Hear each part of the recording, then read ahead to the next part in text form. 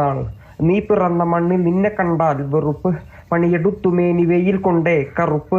നിന്റെ ചാളയിൽ എരിയുന്നില്ല അടുപ്പ്. പിഞ്ചു കുഞ്ഞവൾ അരാവയറിൽ കിടപ്പ്.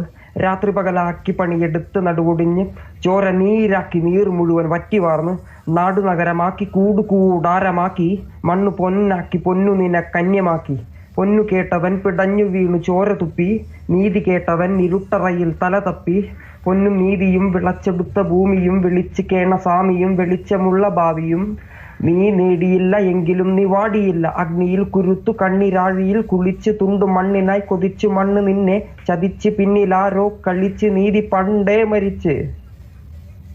ഈ നീതി പണ്ടേ മരിച്ചു. അതാണ് ഹാഷ്മി. ഇന്നിപ്പം ഞങ്ങൾ രാവിലെ ഡ്യൂട്ടിക്ക് കയറുന്ന സമയം മുതൽ ഹാഷ്മി ഈ പാട്ട് ഇങ്ങനെ പാടിക്കൊണ്ടിരിക്കുകയാണ് അല്ലെ ഹാഷ്മി?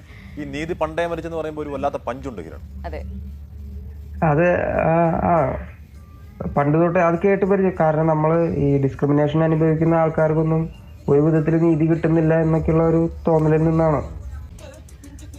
ഇപ്പോൾ ഈ റാപ്പ് സോങ് ഒക്കെ കഴിഞ്ഞ കുറച്ച് മുമ്പ് നീരജ് മാധവ് ഉൾപ്പെടെയുള്ള ആളുകളൊക്കെ മലയാളം റാപ്പ് സോങ് ചെയ്യുമ്പോഴൊക്കെ ഈ പറഞ്ഞ പോലെ ഇപ്പം തന്നെ ഈ വേടൻ പറഞ്ഞ പോലെ തന്നെ കാലിക പ്രസക്തമായ വിഷയങ്ങളാണ് ഇതിന് കൂടുതലായിട്ടും തിരഞ്ഞെടുക്കുന്നത്. അങ്ങനെ തന്നെയാണോ ഇതിന് വിഷയങ്ങളൊക്കെ തിരഞ്ഞെടുക്കുന്നത്? റാപ്പിന്റെ ഒറിജിൻ തന്നെ അങ്ങനെയല്ലേ? റാപ്പ് എന്ന് പറഞ്ഞു കഴിഞ്ഞാൽ രാഷ്ട്രീയം പറയാൻ വേണ്ടി ഇൻവെന്റ് ആയിരിക്കണ ഒരു സംഭവമാണ്. അപ്പോൾ റാപ്പിനെ അതിന്റെ ആ ഒരു പൊളിറ്റിക്കൽ ബേസിൽ നിന്നുകൊണ്ട് തന്നെ ചെയ്യുക എന്നുള്ളതാണ് എന്റെയും എല്ലാ റാപ്പേഴ്സും ചെയ്യുന്ന പോലെ തന്നെയാണ് എന്റെ ആഗ്രഹം. കിരൺ, നീ ഇപ്പോൾ അതിനകത്ത് ഇടയ്ക്ക് പറയുന്നുണ്ട് നീതി പണ്ടേ മരിച്ചു എന്നൊക്കെ പറയുമ്പോൾ അതിന്റെ രോഷവും സങ്കടവും നിസ്സഹായതയും ഒക്കെ ആ വാക്കുകൾ കൂടി വരുന്നത്. അത് മനഃപൂർവ്വം അങ്ങനെ വരുന്നതാണോ അതോ ഈ പാട്ട് ഉള്ളിൽ നിന്ന് വരുന്നത് കാരണം അങ്ങനെ ആയി പോകുന്നതാണോ കിരൺ?